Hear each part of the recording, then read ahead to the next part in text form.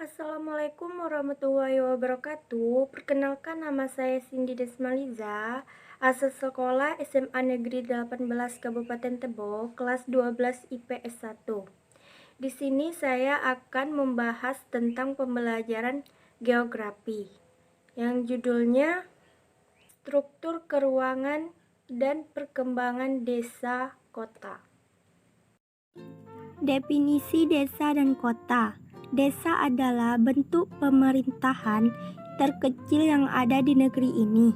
Luas wilayah desa biasanya tidak terlalu luas dan dihuni oleh sejumlah keluarga. Mayoritas penduduknya bekerja di bidang agraris dan tingkat pendidikannya cenderung rendah. Kota adalah suatu pemukiman yang relatif besar, padat, dan permanen. Terdiri dari kelompok individu yang heterogen dari segi sosial. Kota merupakan tempat bergabungnya berbagai hal dan merupakan kumpulan keanekaragaman banyak hal. Ciri-ciri desa dan kota. 1. Kota memiliki penduduk yang jumlahnya lebih banyak dibandingkan desa. 2. Lingkungan hidup di perdesaan sangat jauh berbeda dengan di perkotaan. 3. Kegiatan utama penduduk desa berada di sektor ekonomi primer, yaitu di bidang agraris pertanian. 4.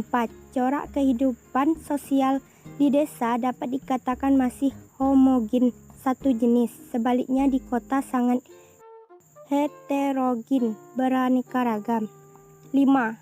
Sistem pelapisan sosial di kota jauh lebih kompleks daripada di desa. 6. Mobilitas kemampuan bergerak sosial di kota jauh lebih besar daripada di desa. 7. Jumlah angkatan kerjanya yang tidak mempunyai pekerjaan tetap di perdesaan jauh lebih besar daripada di perkotaan. Teori-teori perkembangan kota. Teori konsentris dari Burgess. Burgess meliputi struktur ruangan kata Chicago. Teori ini menyatakan bahwa daerah perkotaan telah berkembang sedemikian rupa dan menunjukkan pola penggunaan lahan yang konsentris. Menurut Burgess, suatu kota akan berkembang berbentuk 5 zona konsentris yang di setiap zona mencerminkan penggunaan lahannya. Teori sektor Homerians. Menurut teori ini, struktur ruang kota cenderung lebih berkembang berdasarkan sektor-sektor daripada berdasarkan lingkungan-lingkungan konsentris. DPK atau CBD terletak di pusat kota, namun pada bagian-bagian lainnya berkembang menurut sektor-sektor yang bentuknya mempunyai irisan kuarter. Hal ini terjadi akibat faktor geografis seperti bentuk lahan dan pengembangan jalan sebagai sarana komunikasi dan transportasi. Teori inti berganda. Teori inti berganda dikembangkan oleh C.D. Harris dan L. Wyman. Menurut mereka, struktur ruang kota tidaklah sederhana. Dalam teori konsentris sarana, sebenarnya tidak ada urutan-urutan yang teratur. Dapat terjadi dalam suatu kota, terdapat tempat-tempat tertentu yang berfungsi sebagai inti kota dan pusat pertumbuhan baru. Potensi dan perkembangan desa kota. Potensi desa merupakan kemampuan yang mungkin dapat diaktifkan dalam pembangunan, mencangkup potensi alam, potensi manusia, dan hasil kerja manusia.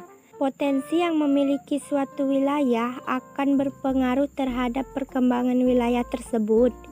Wilayah yang memiliki potensi yang baik akan menjadi wilayah yang maju. Potensi desa. Bintaro membedakan potensi desa menjadi dua, yaitu potensi fisik dan potensi non-fisik.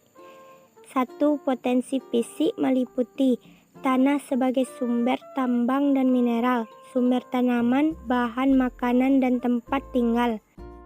Kondisi air untuk keperluan hidup sehari-hari, iklim yang penting untuk kegiatan agraris, tema sebagai sumber tenaga, manusia sebagai sumber tenaga kerja, potensial.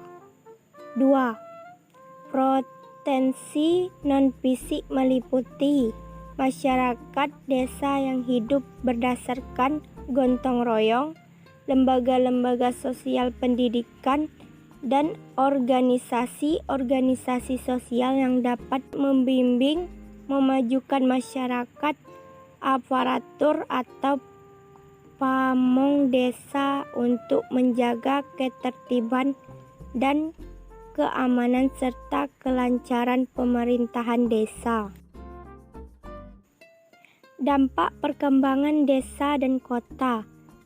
Dampak positif perkembangan kota bagi masyarakat desa, di antaranya memberikan harapan masyarakat desa untuk mendapatkan hidup yang lebih baik, dan urbanisasi menjadi strategi bertanam hidup. Dampak negatif perkembangan kota bagi desa di antaranya menurutnya di tingkat tenaga kerja pada bidang pertanian, mengubah budaya penduduk dan tingkat produksi pertanian menurun. Dampak positif perkembangan kota bagi masyarakat kota di antaranya memperluas kesempatan kerja dan memperluas layanan dasar. Dampak negatif perkembangan kota bagi masyarakat kota di antaranya meningkatnya angka kemiskinan, terjadinya kesenjangan sosial, munculnya kegiatan ekonomi di sektor informal, dan meningkatnya angka kepadatan penduduk. Solusi dalam memelihara keseimbangan desa dan kota. Langkah-langkah yang harus ditempuh dalam rangka menyerasikan atau menyamakan perkembangan desa dan kota. Pasar kerja di desa. Jumlah tenaga kerja yang memasuki pasaran kerja semakin bertambah banyak. Kualitas di antara mereka pun beraneka ragam, mulai dari tenaga keras, terampil sampai tenaga akademik.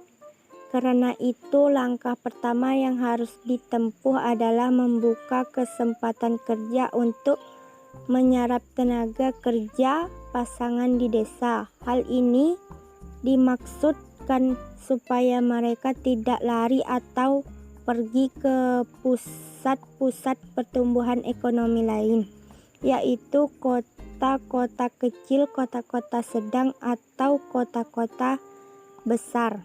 Teknologi ruang terampil tenaga kerja di desa biasanya mempunyai kualitas yang rendah. Karena itu, untuk mengatasi masalah maka perlu diadakan sebagai macam penyuluhan, penelitian, dan sebagai macam bentuk pembinaan, mulai dari perangkat desa, aparat desa, sampai pada anggota masyarakat kerja. Pengembangan keterampilan tenaga kerja di desa perlu diorientasikan kepada mata pencarian masyarakat desa yang bersangkutan agar potensi yang ada bisa langsung dianggap. Modal usaha kecil, pasaran kerja atau kesempatan kerja ini biasanya digerakkan oleh program atau kelompok di desa. Usaha semacam ini biasanya disesuaikan dengan kondisi dan kualitas dari tenaga kerja. Teknologi yang digunakan tidak terlalu tinggi, bahkan dapat dilakukan transfer teknologi kepada masyarakat desa. Karena bentuknya yang perorangan, kalaupun ada yang kelompok, biasanya modal usahanya pun kecil. Untuk mendorong keberadaan usaha ini, maka pemerintah perlu untuk memberikan bantuan kredit kecil ala desa seperti BKD, Bank Kredit Desa. Pemasaran hasil produksi. Kendala utama usaha-usaha yang dirintis di pedesaan adalah situasi harga yang fluktuatif atau karena hilang atau kurangnya kesempatan pasar atau kesempatan hasil produksi. Desa merupakan motor pergerakan pertumbuhan ekonomi desa. Membaiknya pemasaran hasil produksi di desa akan mendukung masuknya modal ke daerah perdesaan, dan sebaliknya, lesunya pemasaran akan menghambat perekonomian yang produktif desa. Karena itu, dalam sistem pemasaran produk desa perlu adanya suatu sistem yang mampu menumbuhkan kebijaksanaan pemerintah, mampu mengikuti mekanisme atau tata niaga ekonomi pasar yang berlaku. Sekianlah penjelasan dari saya. Saya akhiri. Wassalamualaikum warahmatullahi wabarakatuh.